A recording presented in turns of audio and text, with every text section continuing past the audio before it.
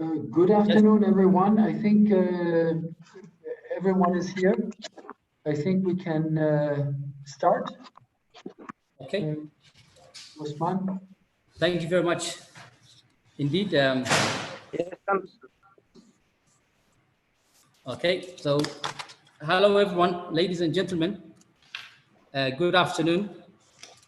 My name is Osman. I'm going to be your moderator for this event today. Let me first and foremost welcome you all to the official launch of Somali Health Demographic Survey. It's an absolute honor to have with us honorable ministers, ambassadors, UN senior officials and government officials alike to witness the official launch of the SHDS, a well-awaited event, if I may say so. As you're aware, it was frankly impossible to have held this event on the ground, given the certain circumstance and the COVID-19 issue. So, as you know, UNFPA and the government has been embarking upon or conducting the Somali Health Demographic Survey in search of accurate, timely and reliable data to be able to enable the government to use an information that is consistent with the realities on the ground. So with that in mind, if I may quickly, because of the time, if I may quickly first introduce you, outline the agenda for today, and then we'll proceed with the event. So if I may, before we proceed any further, first and foremost on the agenda, we have, as with most rituals and the norms of the Somali events, we will start with the recitation of the Quran, read by Saeed Abdullahi, and then we will have the official opening remarks by Honorable Ambassador Gamal Hassan, Minister of Planning, Investment and Economic Development of Federal Government of Somalia. Gamal, a seasoned politician, previous ambassador to Kenya, and if I may take the liberties in saying few of the key successes that Gamal has been able to achieve, the development of the National Development Plan 9, which is the main transformational vehicle for development agenda and also aligned to the SDGs, the enactment of the Somali Bureau of Statistics, revitalization of aid coordination mechanisms through the monetary valuation information management system, as well as being the key player in the debt relief committee between the two ministries of finance and planning. We also have, glad to have with us Honorable Fawzia, Dr. Fawzia Abikar Noor, Minister of Health, Federal Government of Somalia. Fawzia is not new to the health systems. She's a doctor by profession, also worked for WHO prior to becoming a minister.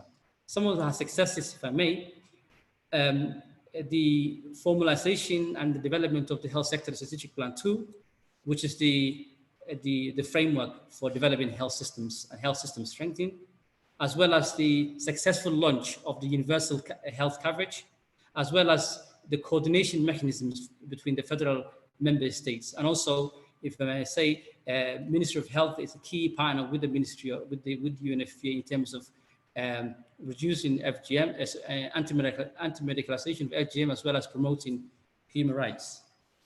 As you know, this was also assisted by UN agencies, and UN agencies are quite a lot. So we will have Anders Thompson, the current UNFPA representative of Somalia, to say the remarks by the UN family. Anders has been with UNFPA since March 2019. He has over 26 years of experience in both development and humanitarian sector, and is very much committed to promoting human rights, reduction in poverty, and also and to contribute to reproductive health rights across the world. Prior to assuming his role as the rep of Somalia, he has served in many countries, including India, as well as the latest assignment, which was the country rep in Palestine. After the UN remarks, we will have the Somalia partners perspective, who has contributed handsomely to the finalization of this SHDS. And we will have Eric Lundberg, ambassador on Finland to Somalia and Kenya. Eritrea, Uganda, and Seychelles, also a permanent representative of UNEP and UN Habitat. We also have, glad to have Honorable Ben Fender. Fender was appointed to Her Majesty as an ambassador to the Federal Republic of Somalia in February 2019. Prior to that, he was the head of security policy development at the Foreign and Commonwealth Office from 2016 to 2019. After which we'll have a short video played by Stephanie to share with us the road of the Somali Health Demographic Survey to everyone concerned. After which we'll go down into the main business of today, which is the key find to share with the audience the key findings of the Somali Health and Demographic Survey. This will be done firstly and foremost, Director General Abdurrahman Zahir, who has been at that position for the past 3.5 years. He's a statistician and very much coordinated the efforts on the ground between the FMs and the federal government. We will also have, with the key findings, Abdinur, technical expert or technical statistician at the Ministry of Planning, Investment and Economic Development. He's been instrumental in leading the SHDS data processing and analysis. And finally, we'll have to wrap up the key findings to share with us by Felix Mulama, a UNFPA technical support of the HDS. He's a senior demographer, his experience goes beyond Kenya, Somalia. He's worked all across Africa, and he's been the technical lead for SDS data collection and data processing. After the key findings, we will have questions and answer session in which we'll give the audience the opportunities to pose any questions or any burning issues. And with that, we'll have the competent of Mariam Alwi, who has been the technical lead, as well as the head of population development unit of UNFPA Somalia, population specialist, and her career spans over 25 years working both in the humanitarian as well as development. And number of organizations that he has worked with includes WHO, UNICEF, and UNDP, as well as UNFPA. We also have to support her in the Q&A session, Saeed Abdullahi Abdi, who is the head of surveys and census division at the Directorate of National Statistics, Federal Government of Somalia. He's a technical expert, senior demographer, and worked tirelessly on the ground to implementation of the SHDS at the federal government level. And also we have Felix Mulama again, who will also support the team in the Q&A session.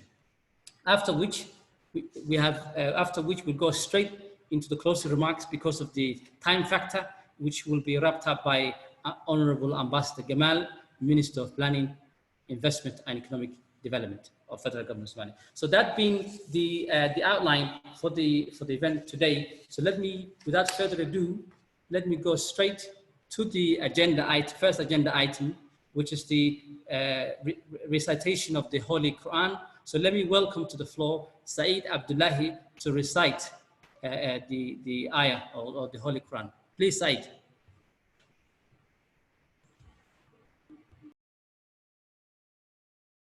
أعوذ بالله من الشيطان الرجيم بسم الله الرحمن الرحيم والعصر إن الإنسان لفي خسر إلا الذين آمنوا وعملوا الصالحات وتواصوا بالحق وتواصوا بالصبر.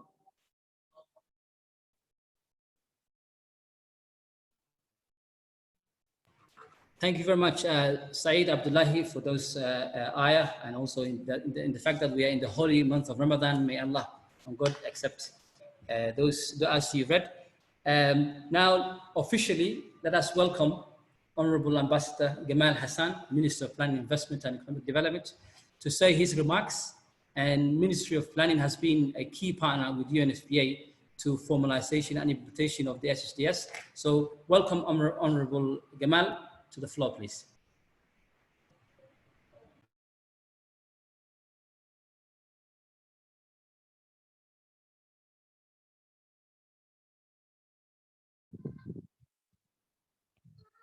And Thompson. Ladies and gentlemen, welcome to this webinar for the launching events of the Somali Health and Demographic Survey. First of all, I would like to express my warmest greetings and sincere welcome to everyone participating in this launching event today. The Somali Health and Demographic Survey has been a major undertaking led by the Department of National Statistics and the Minister of Planning in collaboration with the Minister of Health. Despite numerous challenges, our staff and teams were able to cover urban and rural communities as well as hard-to-reach nomadic communities across our country in an unprecedented manner.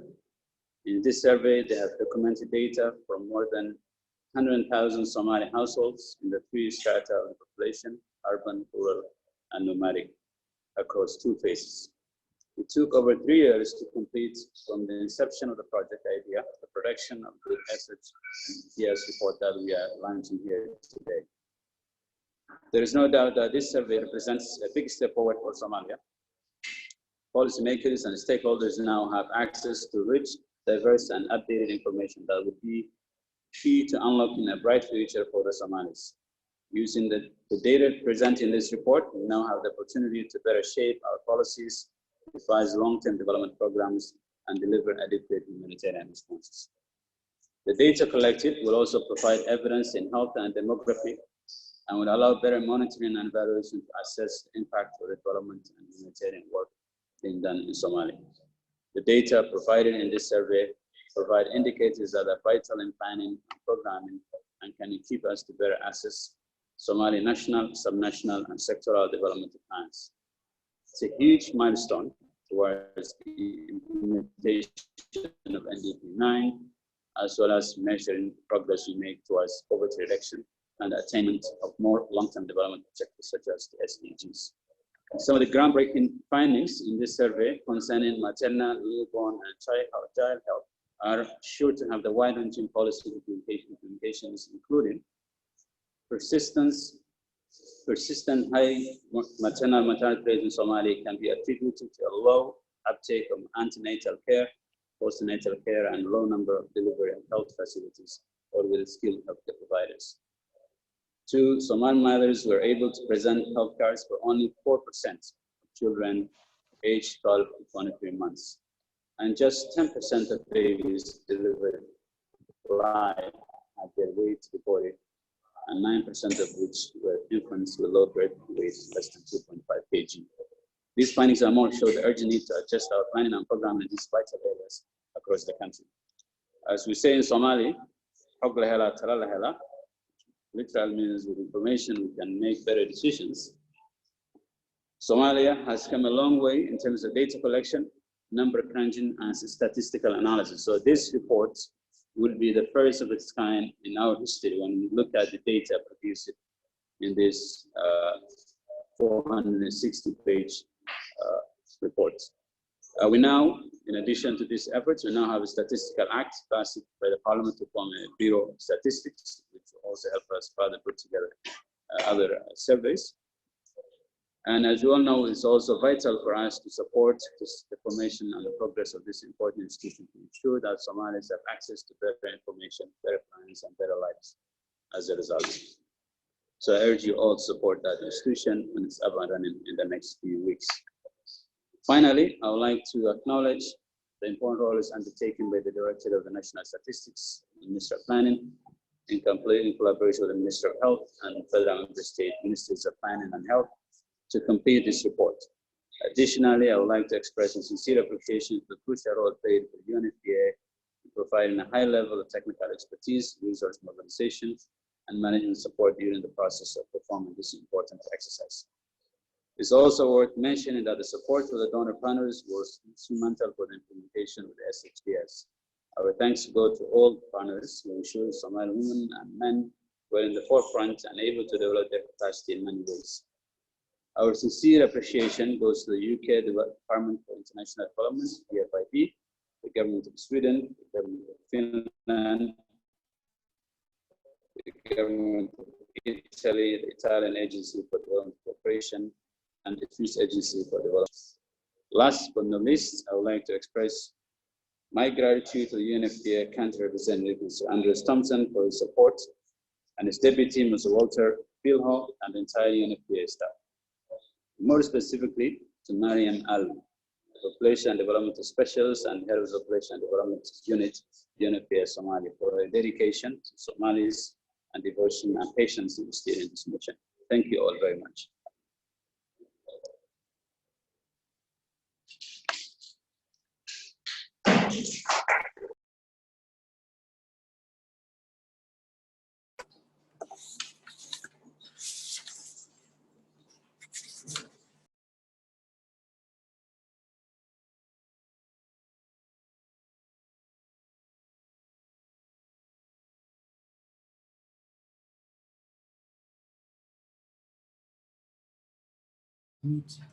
Hi, thank you very much, Ambassador Gamal, Minister of Planning, Investment and Economic Development, for those thoughtful words, and also for your contribution in terms of successfully implementation of the SHDS.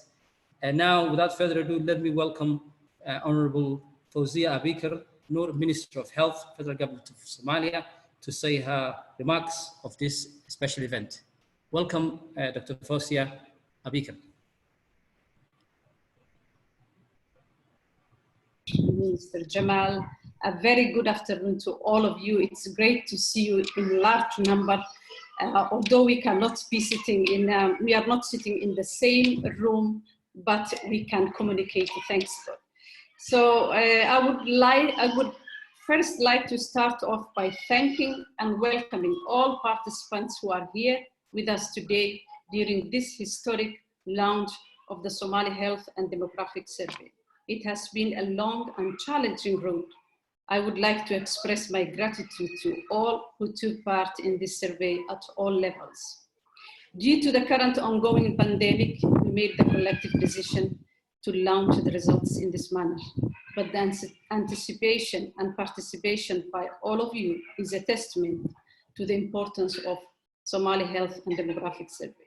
I would like to particularly extend my gratitude to the enumerators who carried out the field work, to the leadership and technical teams from the Ministries of Health and Planning at both federal and state levels, UNFPA Somalia, who supported the project, and the donors who have stood firmly by Somalia and continue to support our quest to the stability and sustainability.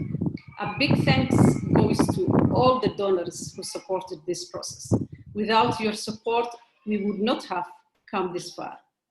It's also worth mentioning that to date, in most countries, such an exercise is led by the DHS program, as we planned during our familiarization tour to Rwanda.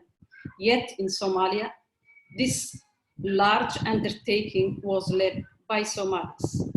This was especially possible thanks to the support lent to us by the UNFPA Somalia office, and specifically the Population and Development Unit.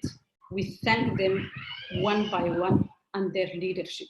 Special gratitude to Mariam Ali.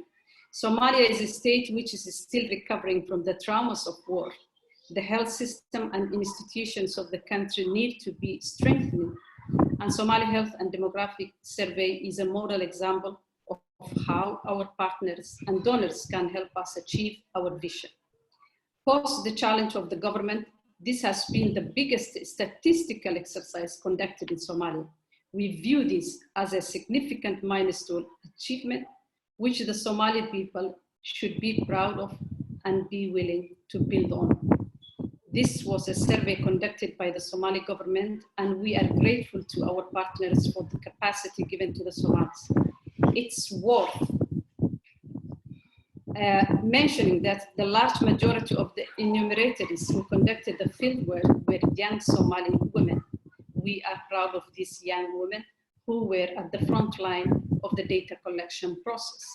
The data which Somali Health and Demographic Survey provide us show a clear, accurate, and up-to-date picture of the current situation in Somalia. This data will enable the Somali government to effectively plan, make policy, and evaluate the progress made, especially in sector development plans and goals. The data generated shows the need and importance for the Somali government and all relevant end users, as well as donors and partners, to coordinate and jointly continue working to better the life of the Somali people. The data gives us crucial data. It gives us a crucial on indicators such as the maternal mortality rate, the child mortality, the vaccination coverage, the rate of the FGM, female genital mutilation or cutting, which are part of some of the key components of the primary health care.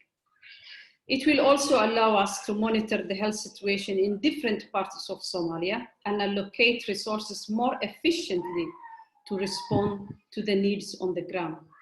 The generation of the data is the first step of money. It's vital that we now all come together and use this information to act and change the current realities of the health of the Somali women, children, and men. Thank you so much.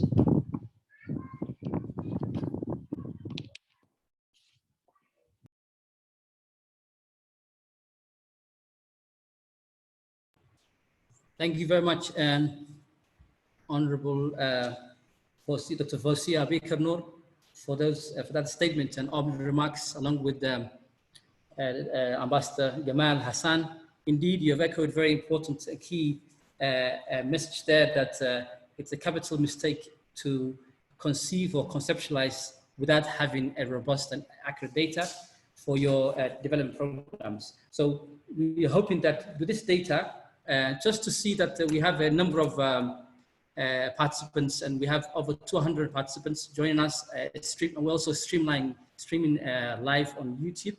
We also have our sister UN partners, UNDP, UNICEF, IOM, and others who are joining us, as well as key government and UNSOM, as well as key government partners, ministries of education, agriculture, and also other ministries are also joining us. So thank you very much indeed. Indeed, everyone is very eager to receiving this information and data to be able to use it for policy planning and also monitoring developmental programs, namely SDGs as well as ICP.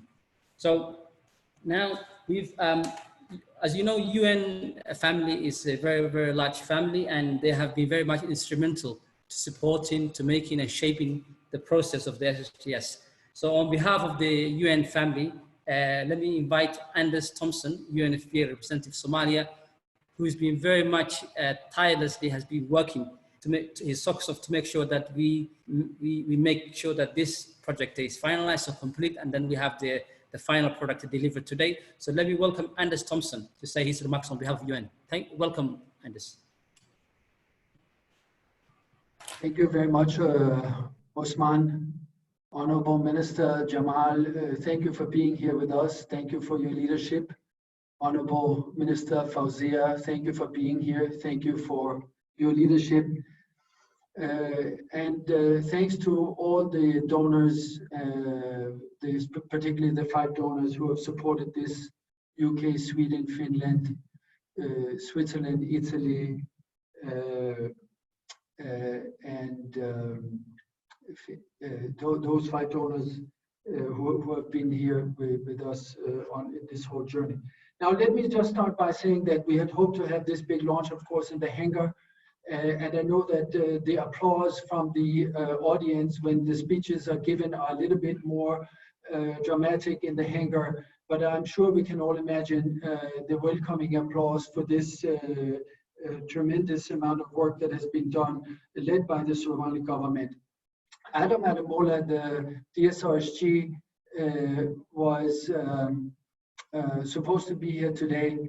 Unfortunately, he could not join, and he asked me to deliver his remarks on behalf of the United Nations family in Somalia, which I will now do. What he's wanted me to say is the following. Good afternoon, distinguished government representatives, members of the donor community, fellow UN colleagues, and everyone who has taken the time to join us today. The United Nations was created 75 years ago to maintain international peace and security, encourage cooperation among nations, and to promote social progress, better living standards, and human rights.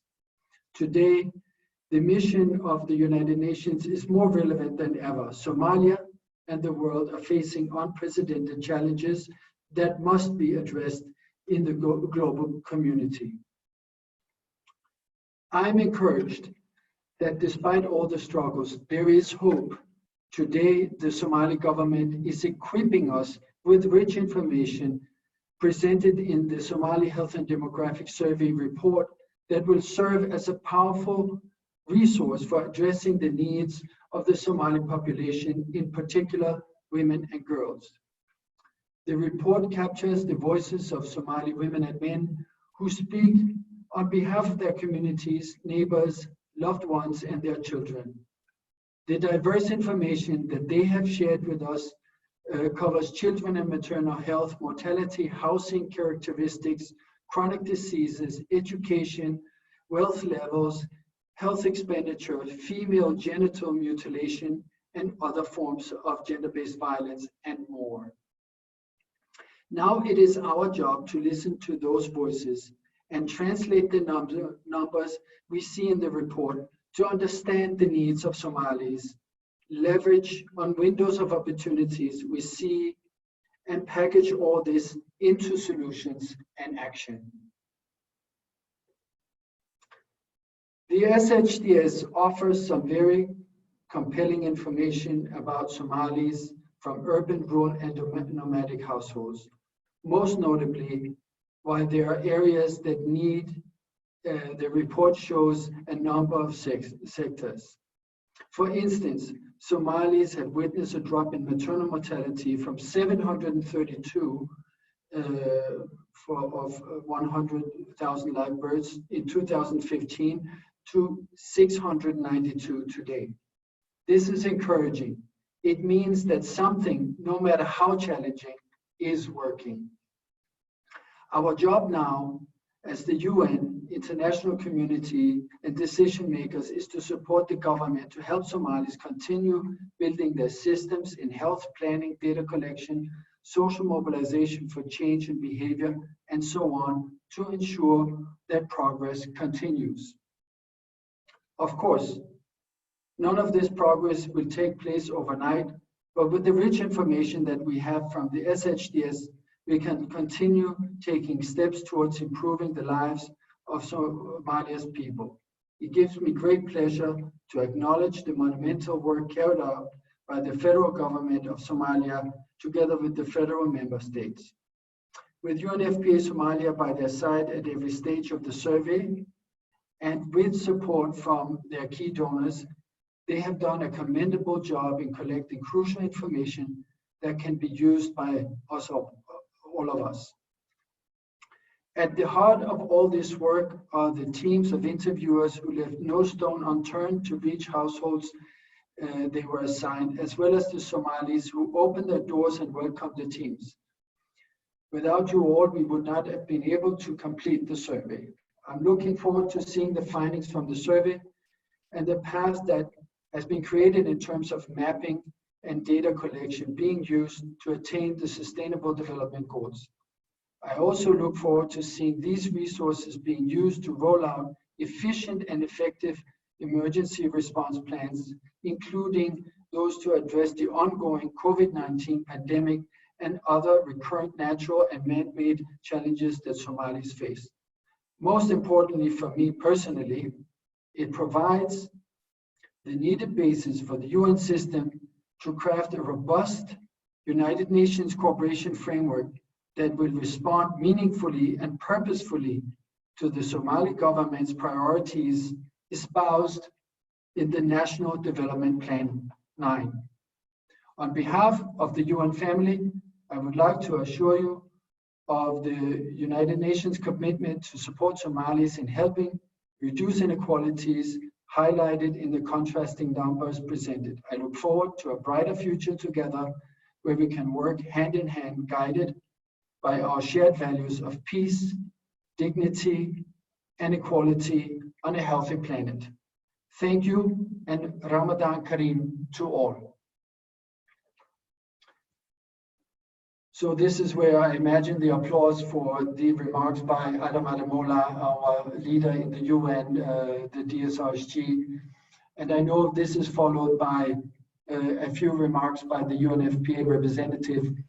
I will, for the sake of time, concede the floor to the next speaker and just add that I have been really honored to work with the Ministry of Planning, the Ministry of Health, with the support of our 5 donors over the past 3 years on this.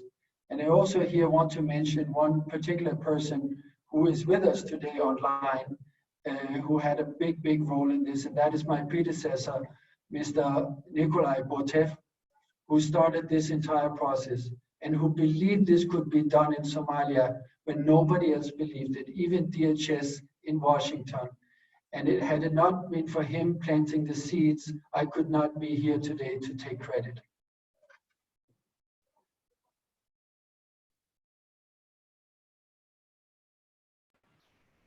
Thank you very much indeed, Anders, for delivering that message on behalf of UN family. As you said, we have a number of UN agencies who are present today, and FAO is the latest one that joined along with UNICEF, UNDP, UNSUM, and as well as IOM and UN, federal government, as well as international NGOs who joined to witness and bear witness to the official launch of the Somali Health and Welfare Survey. Looking forward to the data to be able to use it for developmental programs, as has been echoed by both ministers as well as the UN family. So thank you very much indeed, Anders. Now, without further ado, let me move on to the next item on the agenda, which we have Somalia partners perspective. Obviously, without the lifeline and the funding of our Somalia partners, it wouldn't be frankly impossible to implement this survey.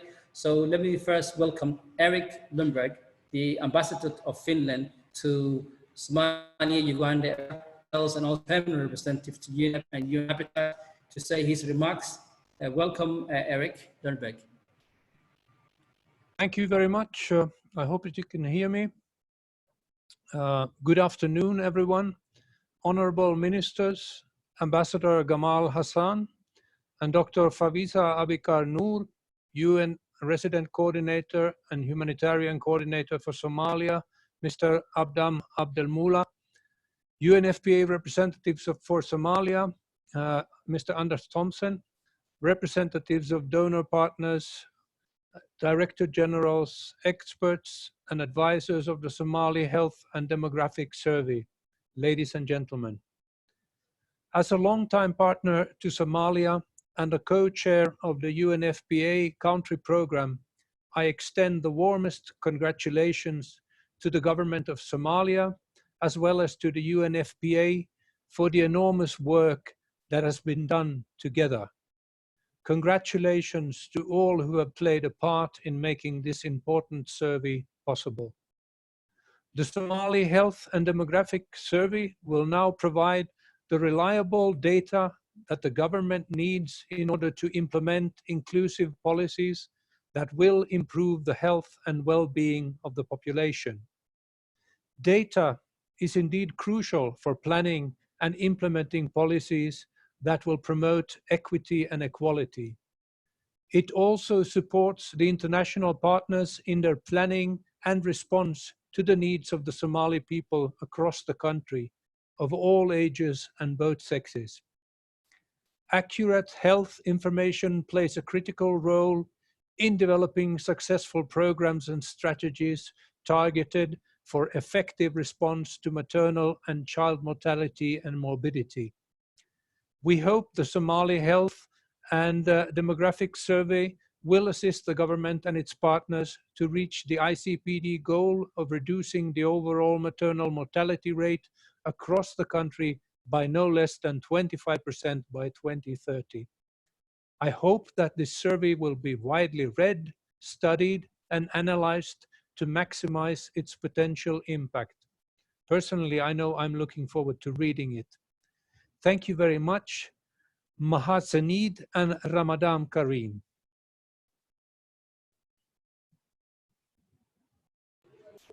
Thank you very much, Ambassador Eric Lundberg, for those key words and key messages. Obviously, yes, as you mentioned, data is very much important to be able to gauge our development progress, as well as monitoring and evaluation. It will also contribute to the governance and accountability of our Somali institutions alike.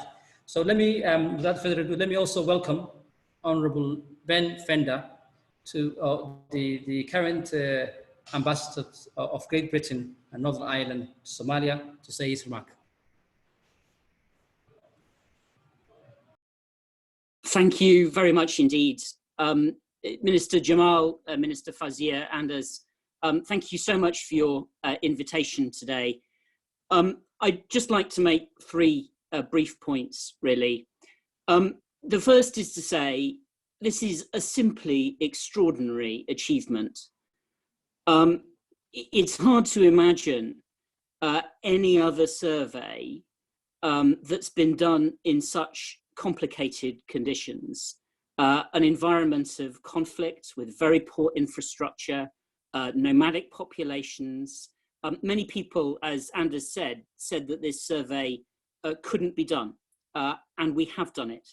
And not only done it, but also done it in a way of which all those involved can be really proud, with some truly innovative uses of digital information collection, uses of satellite imagery. It's an extraordinary thing to have done. And from a UK's perspective, you know, we think everyone involved should be really proud of it.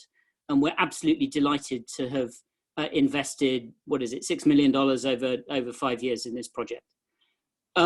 Second point, this is extraordinarily important, this data. Again, it's hard to imagine a survey that has produced so much data on a country where there is so little, and where donors, partners, government are so thirsty for really accurate information to guide what they're doing. I know from our perspective as a donor, there is barely any aspect of our development assistance here in Somalia that won't be touched and informed in some way by the information that has come out of this survey.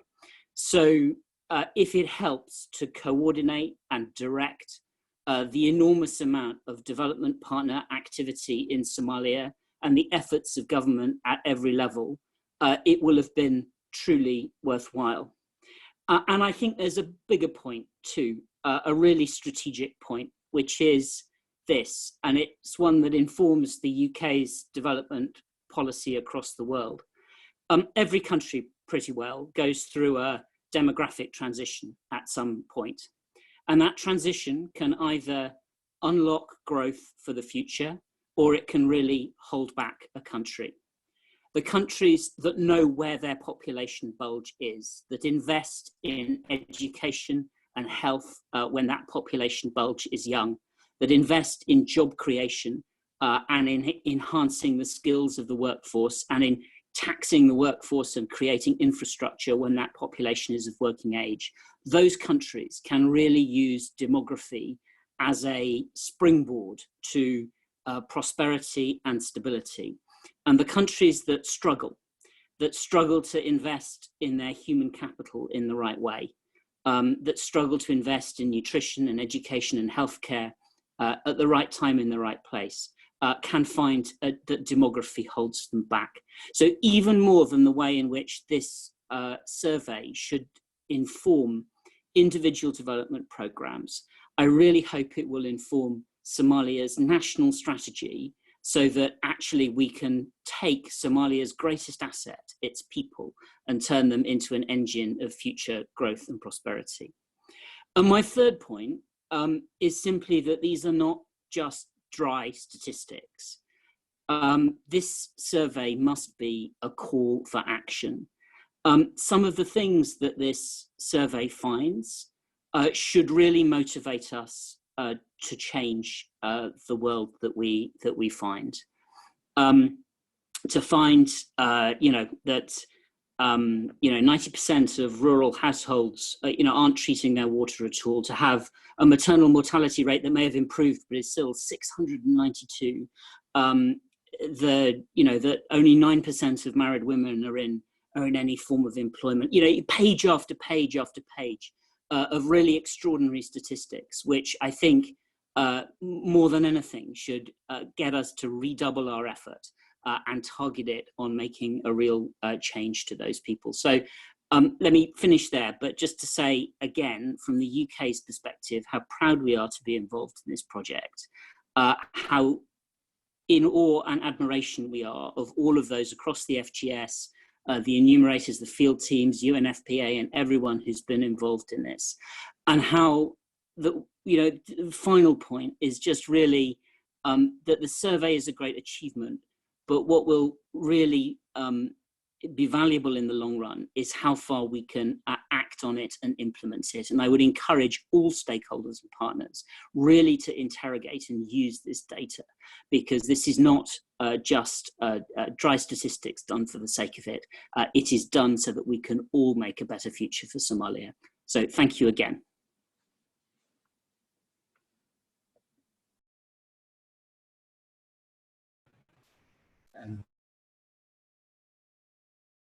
Thank you very much, Ambassador Brenda, for your, you don't want this report to end up on the shelves and become a dry statistics, as you said. And as you know, numbers are very much important and they tell us stories, but it depends on us, all of us, to give the clear, convincing voice and to be able to use it for development progress. And for your key message there, and also your contribution to the implementation of the SDGs. Let me also, while we're here, to extend our gratitude on behalf of UNFPA and also Somali government, the government of Sweden, who also contributed handsomely, the government of Italy, the Italian Agency for Development Cooperation, and also Swiss Agency for Development Cooperation. They've all contributed, just as the British government as well as the Finnish government have contributed. So we also want to mention that. So thank you all for your key support, and hopefully you will continue in the aftermath to be able to use that data to be able to develop Somali systems. Thank you. So let me, so that's for as far as the key note speaks and also the key remarks are there. But let me also pause here to share with the audience the Somali Health and Demographic Survey, a short video depicting on the different stages and different paths, and also the key, the trials and tribulations, if you like, and also the challenges, successes, the different population domains. So please let me call upon Stephanie to share that video with the audience, just to give the context. Thank you.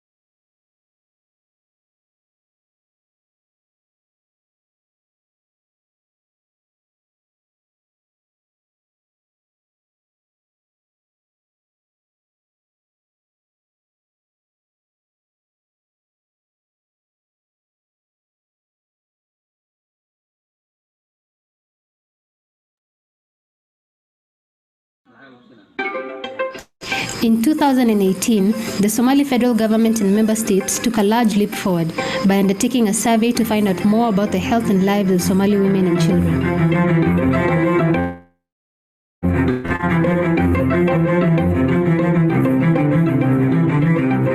My name is Mikaltuma Ibrahim. I work with the UNFPA as a member of the Somali Health and Demographic Survey technical team. For the first time in the history of Somalia, a nationwide survey of this scale has been conducted.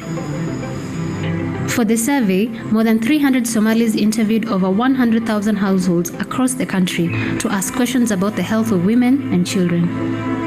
More than 3/4 of these interviewers were women, almost all of whom had backgrounds in health. They walked through rough terrain with no roads, carrying with them scales to measure the weight and height of women and children. They climbed hills and braved the scorching Somali sun to interview a diverse representation of the population, the settled population and the nomads who had hardly been reached before. waxaan lugeynay in la eg tusaale 3 kiiloomitir iyadoo ay jirtay qorax fara badan dabayl geedo aysan qof bini aadam u masaamaxaynin inuu ku lugeeyo meeshaas haddana culays uu noo dheeraa oo ahayd inaan wadano miisaamo oon ugu talagalnay inaanu ku cabirno dadka deegaanka markaanu u soconay waxay ahayd sidoo kale caqabad aad u fara badan. Without these brave interviewers, this survey would not have been possible. The findings will result in a child or mother receiving better services in health, nutrition, or some other form that will improve their lives.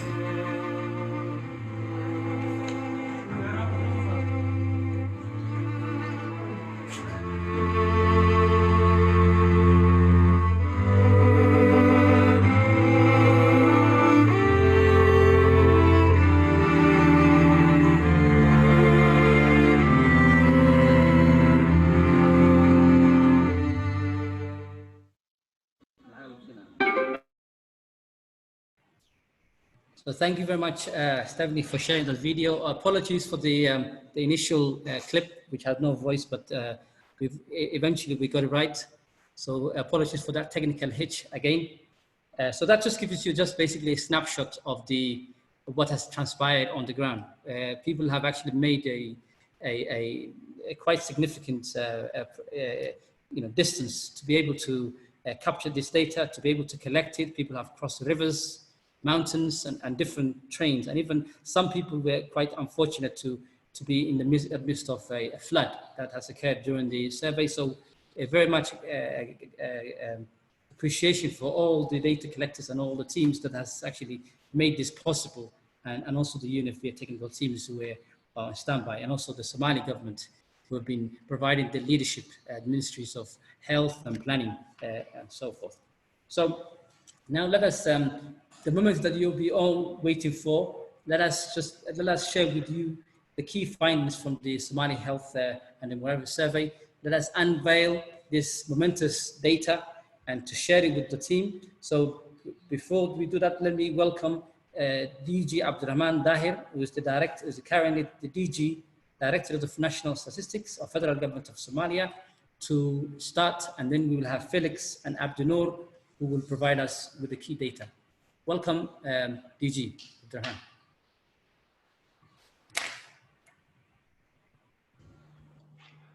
Thank you all. Thank you, Osman. It's our pleasure to present the findings of Somali Health and Demographic Survey. This is a very important survey. It is the first time we conducted Somali Health DHS in Somalia, which fill the data gap. There was a lot of data gaps in the country, exist in the country. But this survey will fill the statistical data gap and will also use the results with the National Development Plan to measure the performance or the progress of the NDB-9, as well as the end line of the previous NDB-8. So as I said, this after the successful implementation of the PES, we decided to conduct this survey. It took 3.5 years. We started in 2017, the design and the preparations of the survey. And also today we are launching the survey. We have a lot of statistical data. As I said, we will fill the data gap. So I would like to thank the UNFPA team and the donors who contributed a lot, who encouraged us to conduct jointly with this survey. This is a very important survey, and it's the first time, as I said, in conducting Somalia. So I will try to hand over the full presentation to my team, but I would like to share my gratitude to my team, to the minister who gave us his leadership to full successful of the Somali Health and Demographic Survey. I would like to also thank the UNFPA technical team who was working closely with my team, also building the capacity of this Somali statistical departments, Somali statisticians. As you know, we will have the Somali National Bureau of Statistics. We will coordinate all the statistical system of the Somalia. So the findings of the Somali High Frequency Survey, my team, Mohammed Abdunur, followed by the Falakis, will present. I would like to welcome them. Thank you very much, Mr. Dichi. My name is Mohammed Abdunur. I'm going to take you through the presentation. I'm going to take the first part of the presentation. My colleague Felix Mulama will continue the rest.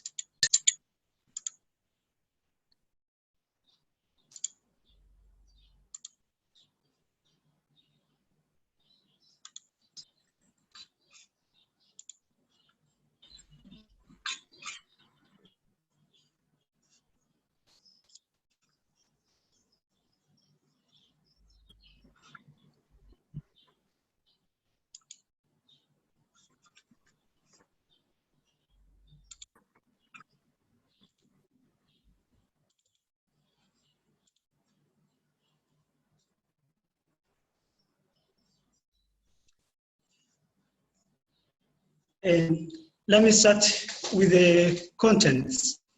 And the report has several chapters. As you can see here, we have 12 chapters, starting the household population and housing characteristics, followed by respondents' characteristics and marriage, fertility, and birth spacing, and maternal health, child nutrition, HIV/AIDS and STI infections, women's empowerment, gender-based violence, and female genital mutilation, FGM, female circumcision. We have also chronic diseases. And finally, we have adult and maternal mortality. The sample design of this survey was for the rural and urban developed using satellite imagery and delineated into ES of 50 to 149 households. And for the nomadic, and developed the frame using a list of the temporary nomadic settlements obtained from the nomadic link workers. For the sample selection, the survey targeted 100,000 households for the MMR and 1,600,000 for the main survey. The sample selection was based on a three-stage stratification, where the first stage was selecting the ES, and 10 ES were selected by stratum, by region, using probability proportion to size. The second stage, 30 households were selected from each of the 10 ES. And the third stage, women aged 15 to 49 and children under 5 were selected for measurement and for interview for ever married and never married women. The overall response rate for this survey was 99.3% for the households and 91.8% for individual questionnaires. To the questionnaires, the survey used 4 questionnaires. First was MMR questionnaire, second was a household questionnaire, 2 individual questionnaires. There's ever married women's questionnaire and never married questionnaire. And then survey, there was training conducted, which was two phases of training. The first one for the MR, more than 247 data collectors were trained, and 49 TOTs were trained for the MMR data collection. And for the main survey, 51 TOTs were trained, 347 data collectors also were trained, and 19 master TOTs also were trained. The data processing and report writing for this survey, it was 4 stages, as you can see, starting with developing the web CS Pro web server and developing the tabulation plan of the survey, tabulation plan of the recording manuals, and creating 5 different DHS standard files. And stage 2 editing manuals was developed, and followed by editing manual and imputation of the data, as well as development of the analysis syntax using SPSS software. And finally, production of the weights and verification of the unweights tables. In stage 3, weight was developed, and the tables with weighted was produced, and verification of the weight tables were conducted, followed by national data validation. In stage 4, it was report writing and review, as well as editing, design and layout, and presentation and web hosting, as we are attending right now. Let me start with the key findings, key indicators, starting with the household population and housing characteristics.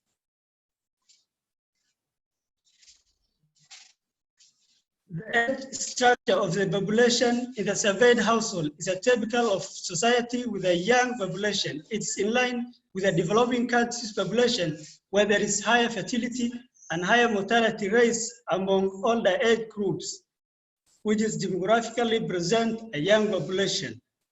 The dependency age groups, 58% of the population were either young or elderly dependents, while the remaining 42% were working age group of age 15 to 64. For the girl and elderly population, 62% of the population were below 18 years age, and only 38% were over 18 years and above. That's adult population, while adolescency stands at 26% of the population. The household with access to improved source of drinking water. Improved source of drinking water was considered as a bite water, protect deck wells, tube wells, boreholes, rainwater, and bottled water.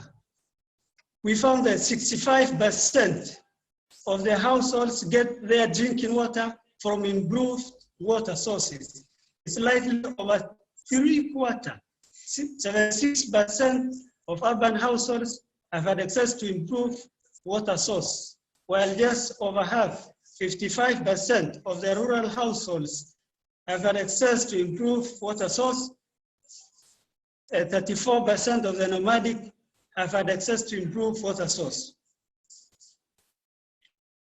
Coming to household sanitation, over half, 57% of the households have had access to improved toilet facilities. 22% use facilities that considered non-improved, while the remaining 21% of the households have no access to sanitation facilities. Looking at the place of residence, households were varied greatly. A majority of the households in urban areas, 72%, have had access to improved toilet facilities, followed by rural households at 49%, while only 1% of the nomadic households have had access to improved toilet facilities. Coming to the respondent characteristics. Education attainment and literacy for women aged 15 to 49. The percentage distribution of all women aged 15 to 49 by highest level of schooling completed. Overall, 75% of women have not attended any formal schooling. Only 5% of women have at least primary level of education. For the literacy, we found just about a third, 72% of the Somali women aged 15 to 49 literate. Coming to the marriage, fertility, and birth spacing. Age at first married or childbearing commence is an important determinant of overall level of fertility as well as health and well-being of the mother and child. Percentage of first married by exact age for women aged 25 to 49. 16% were married by age 15, 33% were married by age 18, and 75% were married by age 25. The median age at first marriage among ever married age 25 to 49 is 20, which means by age 20, half of ever married women have married before age 21. The median age of first birth was also 21. That means by 21, half of ever married women age 25 to 49 have had their first child before age 22.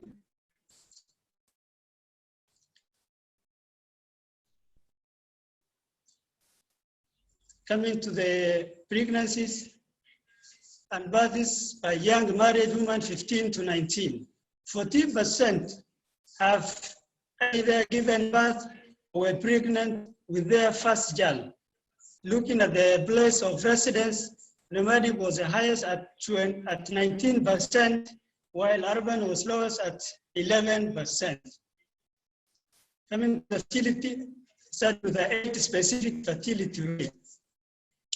The fertility rates here considered for the 3 years before the survey. The age-specific fertility rates in the 15 to 49 age groups peaks at age 20 to 24 and drops thereafter to 33 births per 1,000 women in age group 45 to 49. Age-specific fertility rates are lower in urban areas than in rural and nomadic areas in all age groups. Coming to the knowledge and use of contraceptive. Contraceptive is one of the most frequently used indicator for assessing the access of birth spacing programs is examining the current level of knowledge and use of contraceptive. It also widely used as a measure in analysis of determinant of fertility. Percentage of currently married women have had any contraceptive method, either traditional or modern method. The knowledge of contraceptive is almost the same in both methods at 63% and 62% respectively. For contraceptive use, only 7% of the current married women were using any contraceptive method, and only 1% were using modern method. Thank you very much. Over to Felix. Thank you very much, my colleague Abdinur. Your Excellencies, Honorable Minister, and other distinguished guests. I would like to continue with the remaining parts of the presentation, and I will ask my colleague Abdinur to help me to move through the slides. So I will start with the section on maternal health. We know that maternal health is a very, very critical aspect, especially with regard to the issues regarding the health of the mother. And that is critical in lowering the overall maternal-mortality ratio. Okay, move to the next slide, please. No.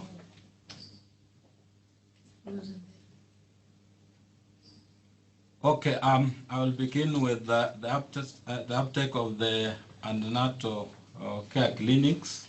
And overall, the survey found out that 1 in 4 women have attended at least 4 ANC clinics during their last pregnancy. And overall, that 1% of them, of the women, have had some kind of ANC attendance from skilled provider. With regard to the components of the ANC, we have 9% of those who attended ANC had their blood pressure measured, 64% had the urine sample taken, while 68% of those who attended ANC clinics had their blood sample taken. With regard to taking the tetanus toxoid injections that will prevent them, the babies against neonatal tetanus, 17% had 2 or more injections, while 27% had their neonatal children, protected against neonatal tetanus. Next. Assistance during delivery is a critical component that directly impacts in the reduction of maternal mortalities. We know that if we have more women delivering in safe hands, we know that we reduce the chances of them getting problems when they're delivering. The survey found out that 32% of the births that were delivered were assisted by a healthcare provider, and of those, 21% were done in health facilities.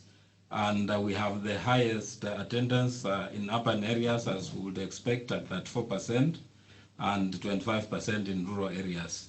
I think another important thing to note is that we have 57% of births taking place under the assistance of the TPS, or traditional birth attendants, rather. Okay, next slide, please.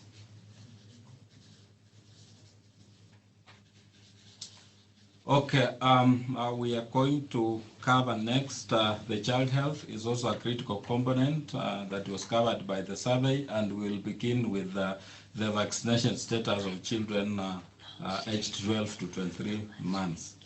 Overall, we see the vaccination status still very low at 11%, and the highest antigen is PCG at that 7%, followed by polio at 26%, measles at 23%, and penta at 12%. Next, please.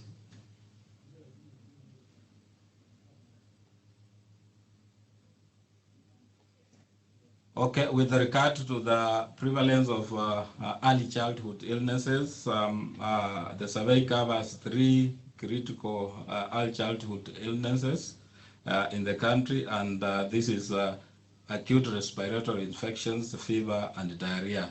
And the prevalence for the children in the last 2 weeks preceding the survey who had suffered either ARI, fever, or diarrhea is shown in the figure. As you can see, fever is highest at 7% of the children, followed by diarrhea at 5% of the children, and ARI at 4%. And with regard to health-seeking behavior, we find that majority of the children who are taken for treatment were those who suffered from the diarrhea at 48%, followed by fever at 6%, and ARI at 22%. Next.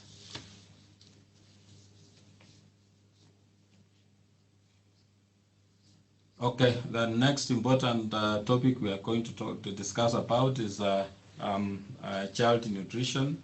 And under child nutrition, we have 2 critical indicators. One indicator, a set of indicators on breastfeeding status for children under 2 years, and then the second critical indicator on the important nutritional status indicators, that is standing, wasting, and underweight.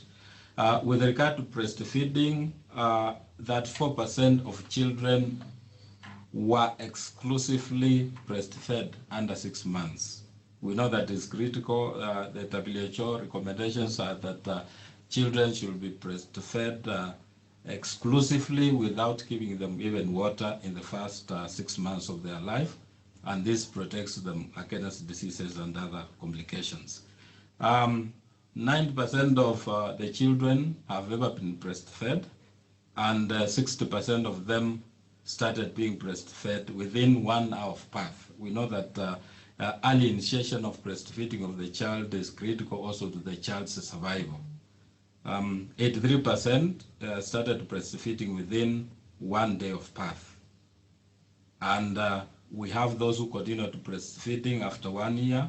This is 48% of children under 2 years. Next.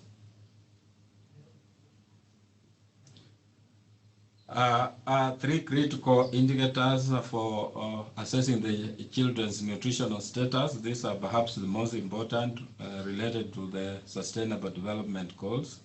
Goal 2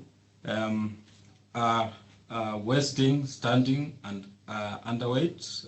As we all know, standing measures the long-term nutritional deprivation that happens as a result of either the child not getting proper feeding for a long time or having some kind of illnesses for a long time. 28% of children are stunted, and we have the short-term malnutrition, which is acute undernutrition, which we call as wasting. 12% of the children are acutely malnourished, while 23% of them have acute weight loss, in other terms known as underweight. Next. Okay, the next slide talks about HIV knowledge and discriminatory attitudes of women.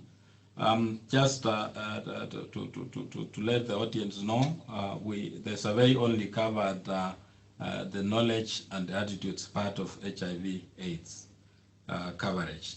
The survey shows that we have a very low level of comprehensive knowledge of HIV/AIDS, despite the fact that some specific components that measure comprehensive knowledge, some of them we have a high percentage, such as 40% of women believe that a healthy-looking person can have HIV/AIDS virus, followed by 38% who think that HIV/AIDS cannot be transmitted by supernatural means.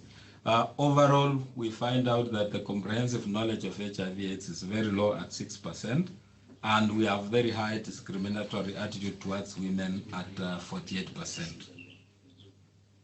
Okay, next.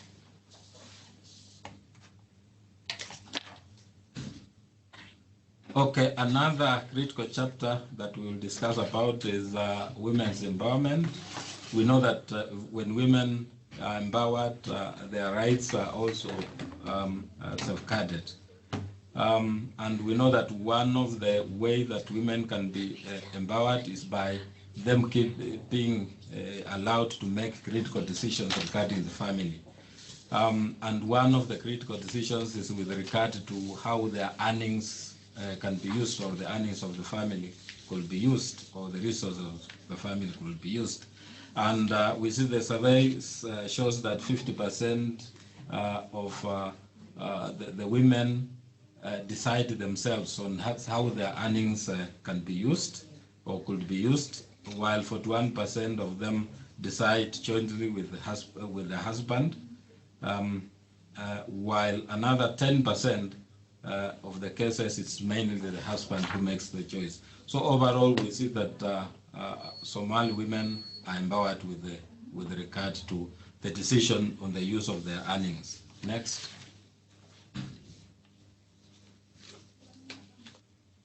With regard to ownership of assets, and this we measured first by assessing the ownership of a house, ownership of a bank account, and ownership of mobile phone. And Overall, that 5% of women own at least a house either alone, jointly, or both alone and jointly. And 3% own a bank account. Some interesting statistic is that 75% of women in households own mobile phones, and this can be critical in terms of communicating messages with regard to family health, the health of the children and the women. And also we find out that 64% of women use mobile phones for financial transactions. Next.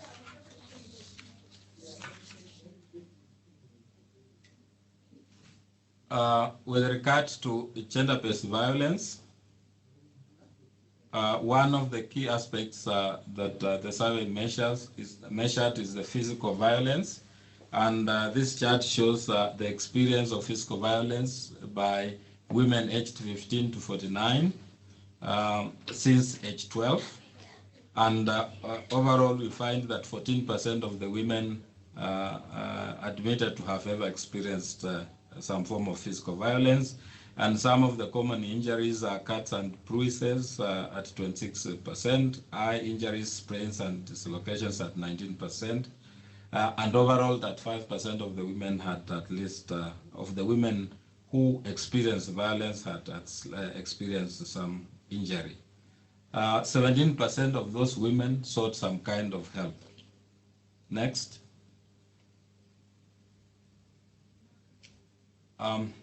Next is female circumcision.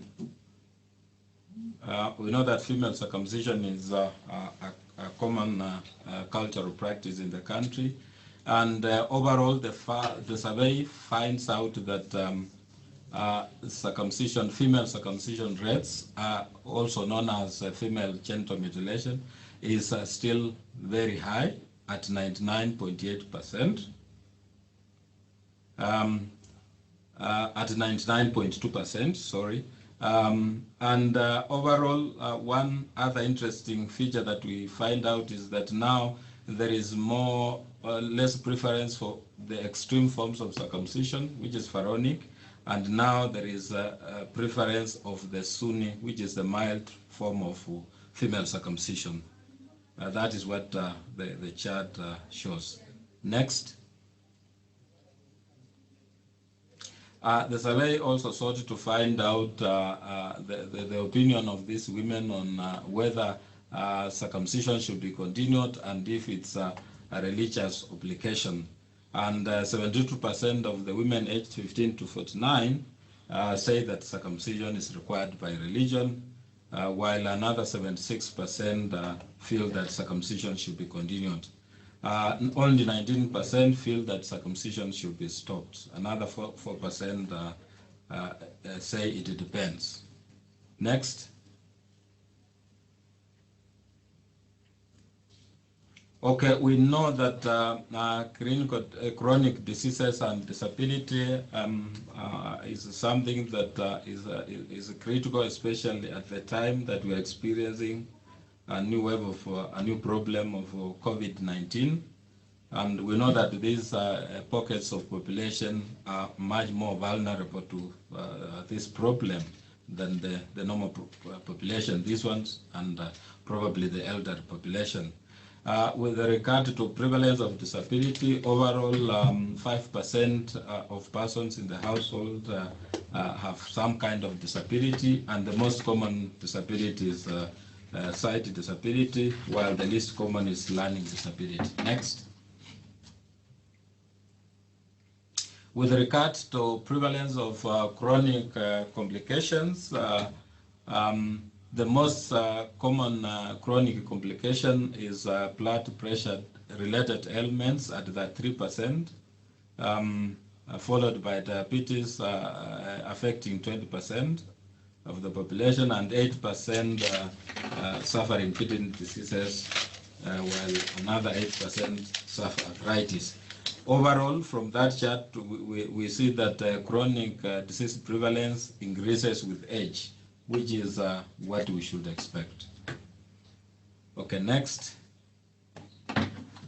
So finally, we are on the last slide, and the last slide talks about adult and maternal mortality, which are the two critical indicators in the population. I will start with maternal mortality, and we have three critical indicators of maternal mortality, which is a maternal mortality ratio, which is usually measured as deaths per 100,000 live births within the population, deaths of women per 100,000 live births. And the important thing to note is that for the measurement of maternal mortality, we usually consider maternal mortality as deaths occurring to women either during pregnancy or during birth, and up to 6 weeks after birth, which is known as a puerperium period, where the women are still vulnerable to complications related to birth. Overall, we find that 692 maternal deaths are experienced for every 100,000 live births that occur in the country. With this, 1 in 1,000 women lose their lives because of pregnancy or birth-related complications. And how does this transition to the overall long-term lifetime risk for these women? It shows that 1 in 20 women aged 15 today will die of pregnancy-related complications by the time they exceed the reproductive age. And that is quite high by all means, as we can see. The next, last and also important indicator that I would like to mention is the adult maternal mortality rate. With regard to adult mortality rate, we find that we have a slightly higher mortality rate among women compared to men, and this is a little bit worrying, given that in most populations we expect that we have more mortalities among men compared to women. And this is directly related to maternal mortality related kind of deaths. So we have 7 deaths per 1,000 men for men, and 8 deaths per 1,000 women for the women population. And how is this in relation to the risk or probabilities of dying? We find out that also women have more probability of dying at 25% compared to men at 24%. And this is to mean that the men or women who have reached age 15 today are likely to die before they reach age 50. And this is 25% among women and 24% among men. I have come to the end of the presentation, so I'll hand over back to our organizer. Thank you very much. Matt Sanit.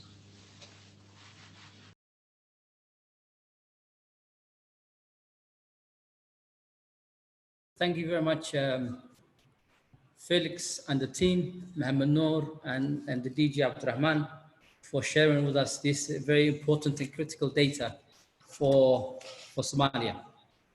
Yes, let me just mention that the innovation here is that for the first time, such a survey with this magnitude, we've included the nomadics.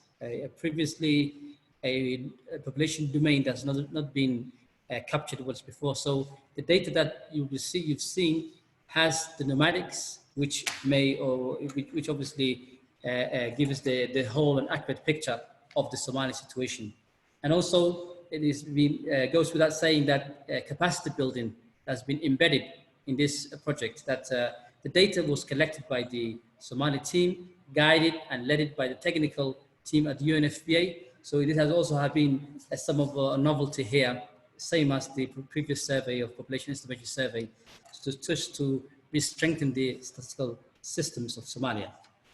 So now that we have the data presented and you have the information available and you've seen it, we are now opening the question and answer session, which will be led by Mariam Alwi, the team leader, the head of population development unit, who has worked tirelessly to make sure that this project is fully implemented, and also the documents are ready for today's launch. Also with her, we have Saeed Abdullahi Abdi, the head of Survey and Census Division of the Directorate of the National Statistics of Federal Government of Somalia, who also been a key technical personnel in the survey, as well as Felix Mulawa, our technical expert in leading the data collection and processing. So let us open the floor for any questions and comments so that we can proceed. We have, if I could forward, the first question that we have is that in terms of the FGM, did you ask the difference in opinion between severe and mild forms of female circumcision? That's the first question by Rima Abdullah, USA. Sorry, Dala, USA, yeah. Over to you, Tim.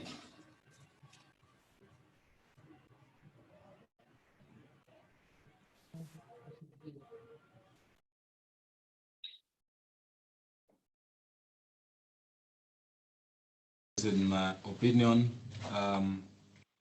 with regard to the different forms of circumcision, we asked overall, what is their opinion? Do they feel that a female circumcision or female genital mutilation should be continued or should be stopped? And the other opinion question we asked is whether it is a religious obligation or not.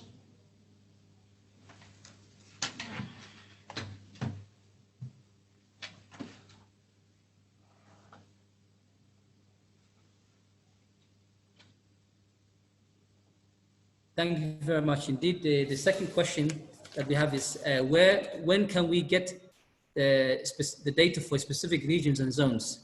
When can we get that, the specific data for regions and zones? Thank you very much. That is a very valid point. The survey had two phases. The project document, the first phase was we were not even sure that we'd be able to achieve such a milestone. Today we are all celebrating, was to cover the national level, urban and rural and nomadic, and this will immediately be followed by state level reports, where within the state level reports, we are going to have the region, each region, so that they're also going to help them to formulate their own plans and policies, and this will be done along jointly with the Ministry of Planning and Health, the federal government of Somalia. Thank you.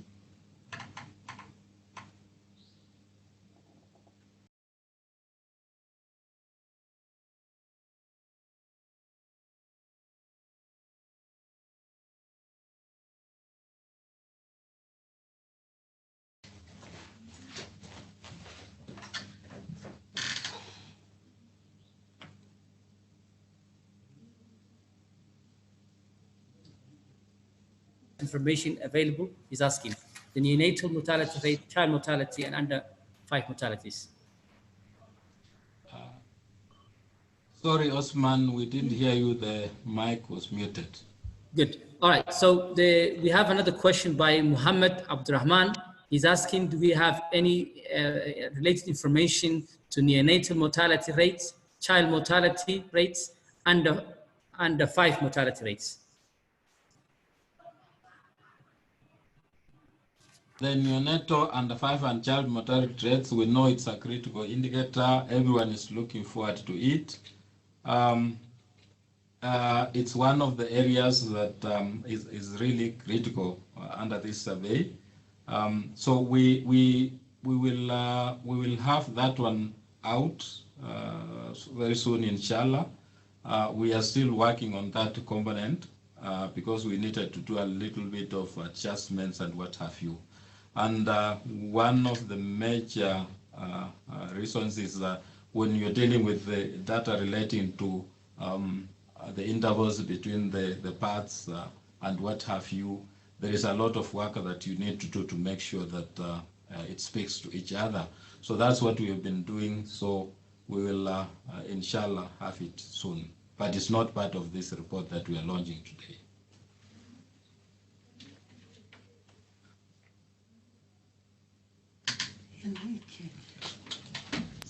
By Humayun. We have another question by Humayun. A large proportion of the Somali population is nomadic, and from the findings, it's quite clear that almost all the indicators are very poor in the nomadic population. Is the Ministry of Health or Planning will develop a strategic document to address the health needs of the nomadic population?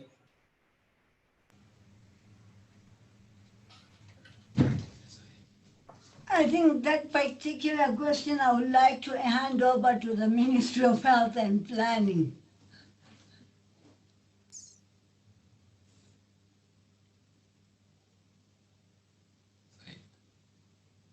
May I invite the Minister? Okay, maybe let me come in. This is Noor Ali, Director of Planning, Ministry of Health, Federal Government of Somalia. Thanks to Humayun for raising this important bit of attention, particularly for the nomadic, because it has been underserved population.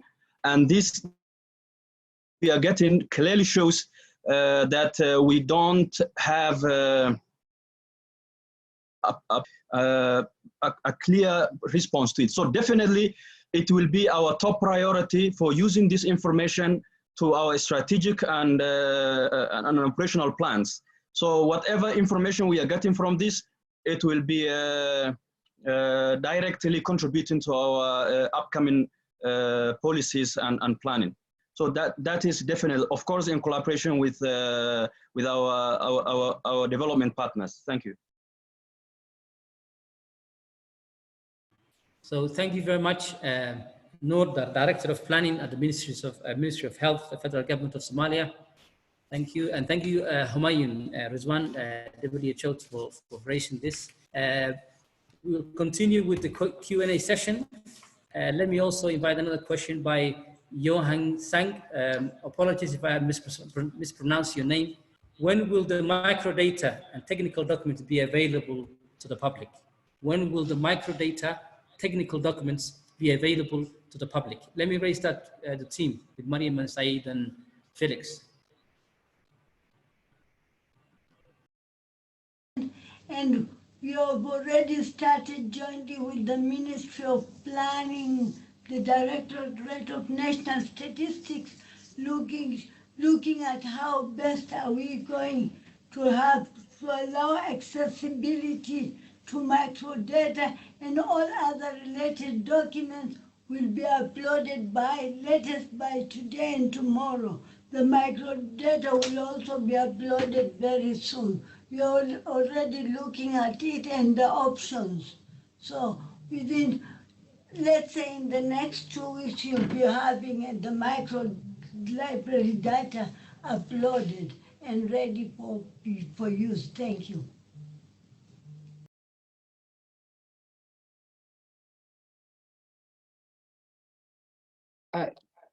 Hello. Just I would like to add one comment. The Director of National Statistics, Ministry of Planning, Investment and Economic Development has a micro library. As Mariam said, this report that we are launching today will be available within 2 weeks' time. And when the module for child mortality, neonatal mortality will added to the report, it will be also available. And also all the syntaxes and tabulation plans, all the manuals that were used will be available when that module was added, will added to the report. So everyone will be available, and everyone will access that macro library just by filling and information, his information, basic information about his name, email address, etc. Thank you. Thank you, Said, for that response. Again, Hassan Chama is asking the same question in terms of child mortality rate.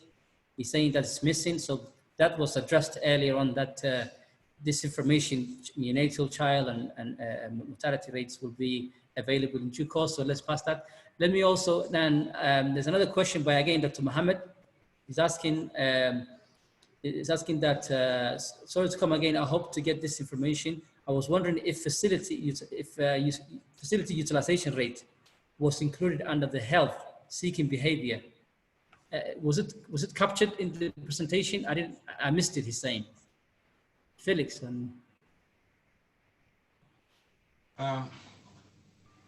Yes, I'll say partly yes, because for most of the indicators, health facility access component was covered, and this is like for ANC coverage.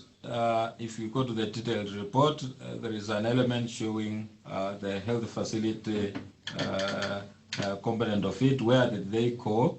They go to private facilities, to public facilities, or where, with regard to the child health, the same. So depending on which model we are looking at, we have shown that element as well. So that indirectly can help to assess the health facility access.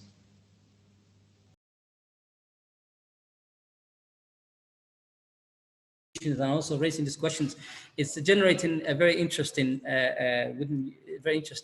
for us also to receive these questions.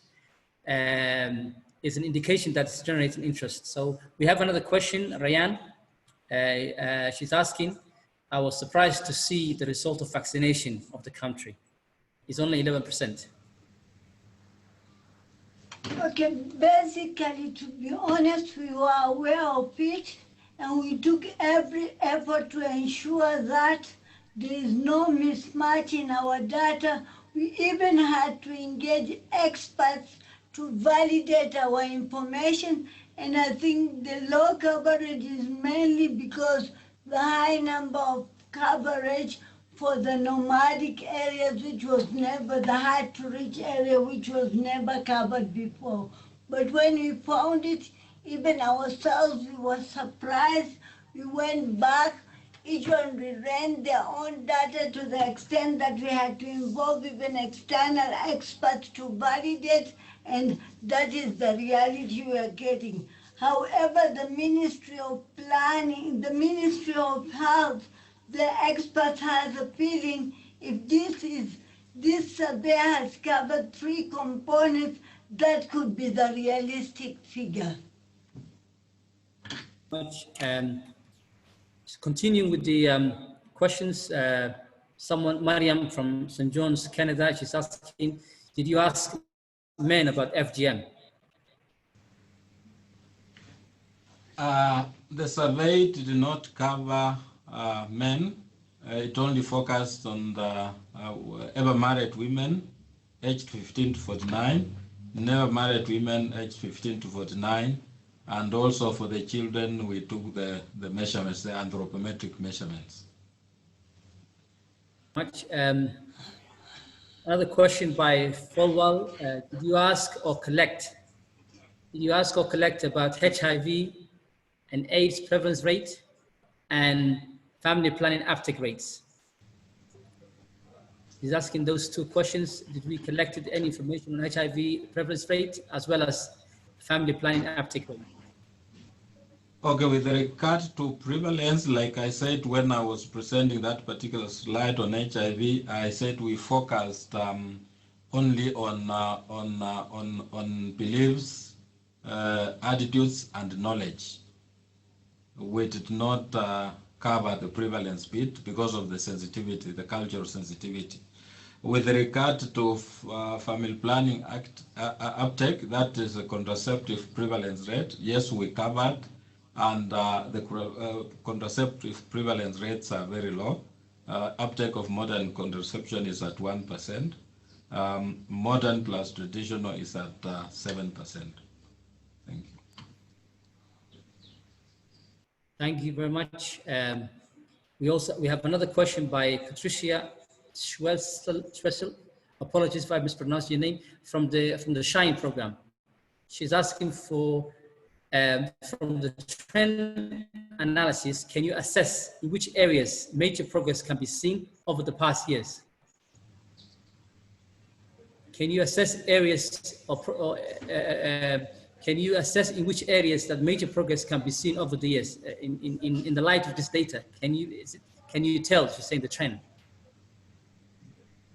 Okay, what I will say is that if you ask the Directorate of National Statistics, this survey for us is acting as a baseline survey for many reasons. One of the reasons being that many other surveys have not captured the nomadic component, and also with regard to the methodologies and approaches used, this particular survey was a bit different from other surveys. So we will consider this as a baseline survey and then monitor moving forward any changes that will happen. And then with regard to maybe regional differences, those ones you will see when we will be covering in the next phase of this exercise. We will be focusing on the state level reports, and in the state level reports you'll be able to see the regional and state level variations across indicators. Thank you. Thank you very much indeed. We have another question by Mariam Sheikh. She's saying that this is in regards to FGM. The claim that we moved from severe to type 3 or to mild has been there for some time. She's also saying that my 70-year-old sister believes it started with her, yet we still have the reality is there. We have FGM prevalence rate, 99% of all efforts. With all these years, partners working in Somalia need to think about their strategies. What's the plan now? What do we need to do? Okay, thank you very much, Mariam, for a very valid question. We also thought the same, and we also had invited all the enumerators who are mainly midwives and doctors to also have the understanding and call for action. And I think there's also an article that has been published. This thing has been going on for almost over 100 years, yet there's little changes. So for them is to, like you clearly say, to look at actually to see who are the right audience for the people to deal with, to change the mindset of the people. However, we would say it's a big achievement to see that the Sunni is going up and the Pharaonic is going down.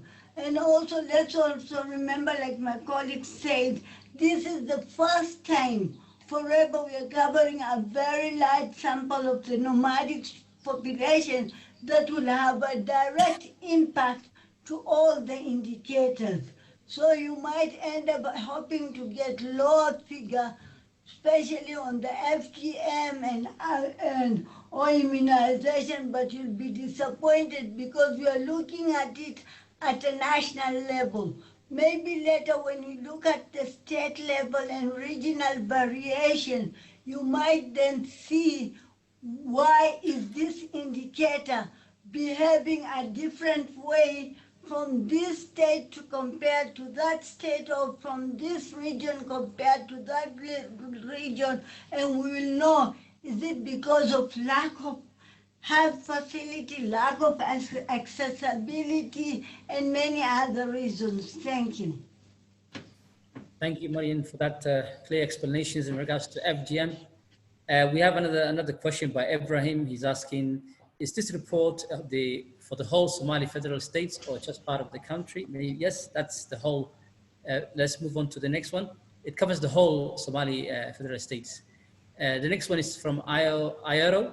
Can you please speak briefly about access to health-seeking behavior between male and female youth?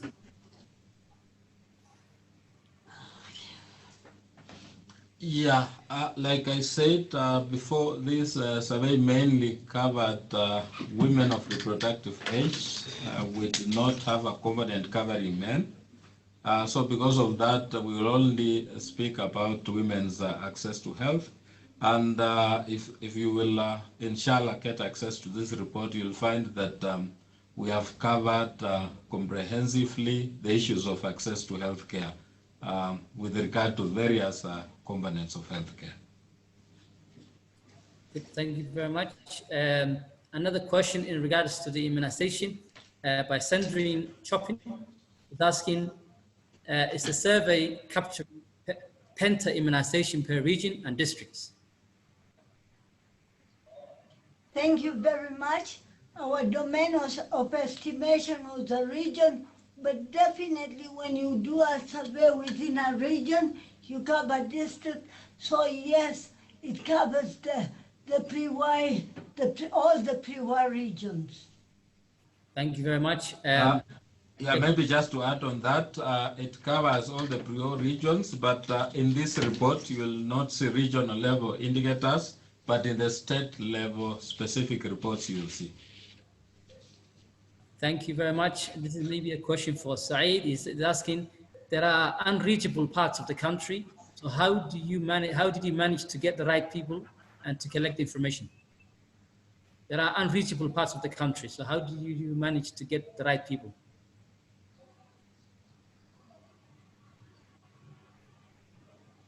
I think we clearly mentioned it in the first chapter that we only covered 16 out of the 18 regions. That means we did not cover Mina Juba and Lower Shabelle.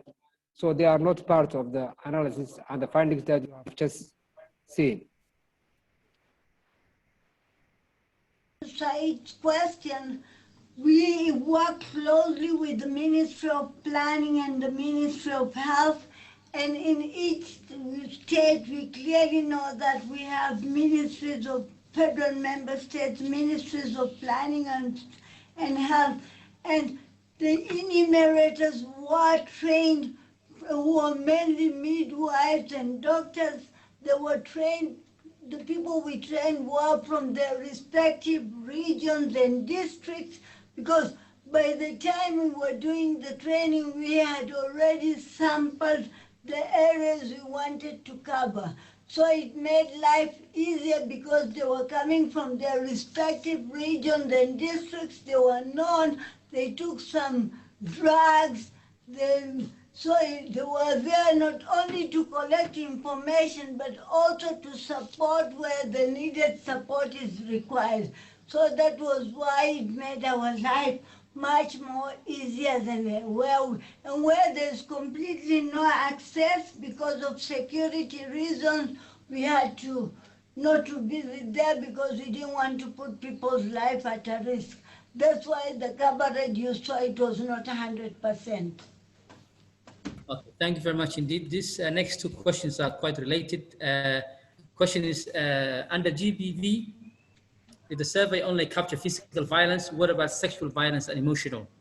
Asked by Mohammed Abdi, at the same time by Vincent Kutaya, is saying that has the survey covered sexual GBV? Yes, it covered in the report. I think after the launch, as soon as after this session is over, you'll have it readily available through DNS and UNFPA website, so they can see the coverage. But also, Osman, for the sake of time, and we're seeing so many questions, I think we'll still like to answer them, but also we have to close the session, but they can still, when we launch the report, we have given them a web page where they'll still continue from the DNS website to ask questions, and we'll be more than happy to address them. Thank you very much. But before also handing over to you and closing the question and answers, I would like to take this opportunity to thank you all so much, to everybody for the amazing words and all the work done. I just want to put this in 2001, when I was engaged by the World Bank and UNDP to roll out the socioeconomic survey, which is still in use, there was absolutely no capacity in the country.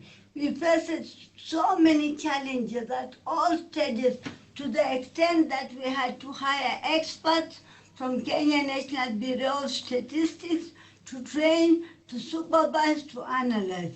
But today, after a long time, I'm proud today to see with immense pride to acknowledge that to see the Somalia Health Demographic Survey driven, conducted from the inception to completion by the Somali federal government and its federal member states. I would like to take this opportunity to thank Minister Jamal and Minister Fawzia. Without their full support, standing by our side, this would not have been possible at all. So my plea to all is seeing the finding being used to improve the lives of the Somalis. Thank you so much, Osman. Over to you. Thank you, Mariam, and the Q&A team for that interactive session that we've just concluded. And with those concluded remarks, indeed, this survey has been one of partnership. We're still promoting the partnership, working togetherness that we've achieved. The government and the UN, as well as the international partners, to be able to conclude the survey. And hopefully, what gets measured gets managed. So with that in mind, let me welcome Ambassador Gamal, the Minister for Planning, Investment and Economic Development, to officially conclude this session. And also go ahead with the gift. Thank you. Welcome, Minister. Thank you very much. Thank you very much indeed. This has been an eye-opening and really important information. Thank you all. Thank you, Minister Fawzia, and the entire Minister of Health team. Thank you, everybody, for your participation. Special thanks to the enumerators, people who went to the field and collected data both in the rural and urban areas. We cannot thank you enough. You have done a wonderful job, and without you, this wouldn't have happened. So thank you very much. Also, a special thanks to the entire Minister of Planning and Minister of Health staff for your dedication and commitment and partnership and team spirit. Thanks to UNFPA and the UN family as well for your support and guidance and all the technical assistance that you have provided during the survey. Special thanks to donors as well for your contribution and generous donations during this exercise. As we all see and agree, I think that this is a major milestone in our understanding, better understanding our society, our country, different parts of our people, especially the most vulnerable, women, youth, children, and elderly. And this is really a huge survey and covers a lot of ground. And it will help us better manage, plan, and program for the Somali people going forward. Thank you again for your participation. The full document will be available very soon on the Minister of Planning website. You can download it. We can share with you. You have your contacts. Definitely something that is worth reading. Been reading it, and it's fascinating. You'll like it. Thank you again. Thank you very much, and have a good day. Enjoy the rest of Ramadan if you're fasting. Otherwise, we'll talk to you and see you very soon. Thank you so much. Take care. Thank you very much indeed, Minister Gamal. Also, let me take the opportunity of thanking Honorable Minister Fawzia, who's also had her remarks, as well as the other key and very government officials and ambassadors, and also the donors. Just to highlight the donors' contribution was immense, and it was very much a gratitude by us to express our appreciation. So to express our appreciation to the Finnish government, as well as the British government, the Swedish, Italian government, and the Swiss agency for their support and endeavors that they've assisted this entire process up until to the end, up until the publishing of the data. And hopefully they will never be exhausted. We'll continue to make sure that this data gets used with the assistance of the government and other partners. We've had quite a number of people, like I saw on the screen there. We've had our key previous rep, Nikolai, who's there. I also saw Walter, our deputy for UNFPA, as well as Joanne McFadden and the entire team. So once again, thank you very much for all of you for coming, for the questions we compiled together. We will compile your questions and we'll have an interactive platform where we answer all those questions, and there will be other opportunities and like. So thank you all, and thank you for listening, and thank you very much for the ministers. Thank you.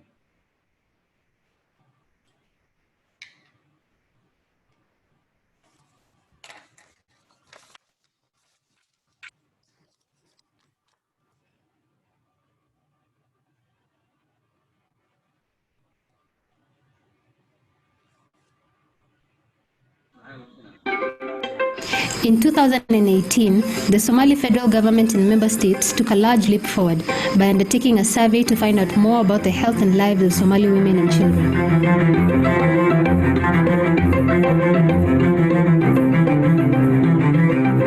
My name is Mikaltuma Ibrahim.